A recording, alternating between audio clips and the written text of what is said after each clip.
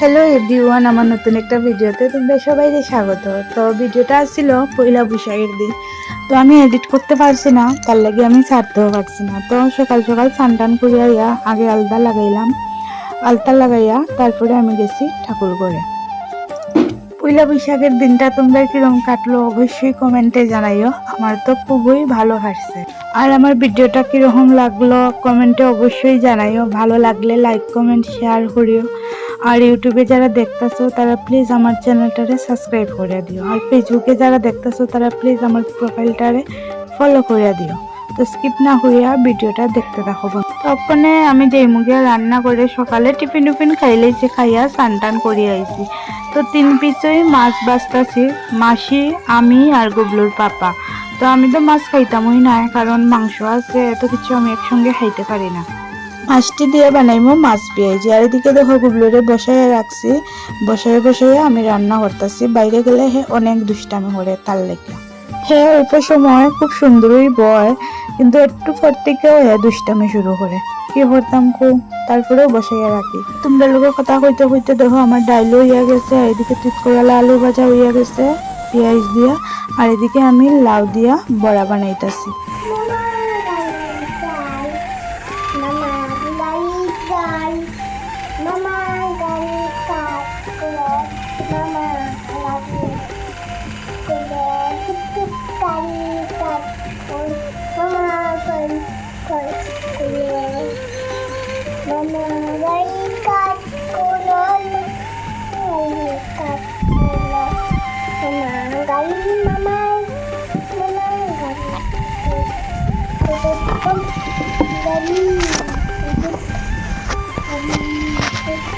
আবার গান গাও বাবা, তাই তাই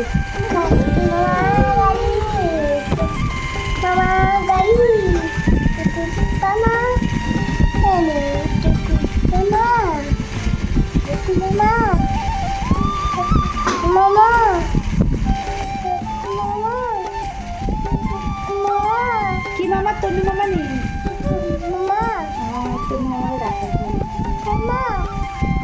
তো আমার রান্না মোটামুটি হইয়া গেছে। তো ভাবলাম একটু বেলের শরবত খাই। তো বেলের শরবত খাইতে খাইতে আমার মাছটা হইয়া গেছে, আর একটু টানাইয়া লামাইলাম মাছটা। তারপরে গুবলুর পাপারে হচ্ছে একটু লোকাল মাংস আনতো, লোকাল মাংসটা আমি বসাই দিব। তো লোকাল মাংসের আমি সব কিছু আয়োজন রেডি করে দিছি, করিয়া ওখানে আমি বসাই দিছি। তো লোকাল মাংসটা আমি বালা করে কষাই গুবলুর পাপায় হয়েছে একদম শুকনা শুকনা হইয়া বানাইতাম, আর হে একটু শুকনা শুকনাই ভালো হয়। আর বেশি কিছু বানাইছি না, ডাইল ভাজা মাংস মাছ এটাই বানাইছি, আর সঙ্গে দই থাকবো। কারণ হচ্ছে দুইজনের মানে শেষ হয় না আর কি, অনেকটা থাকি যায়। তো মাংস সবার লাগেও বাড়ির বানাইছি, সবাইকে দিমু। তো নতুন একটা ভিডিওতে তোমরা সঙ্গে আবার দেখা হইব। তোমরা সবাই খুব ভালো থাকো, টাটা।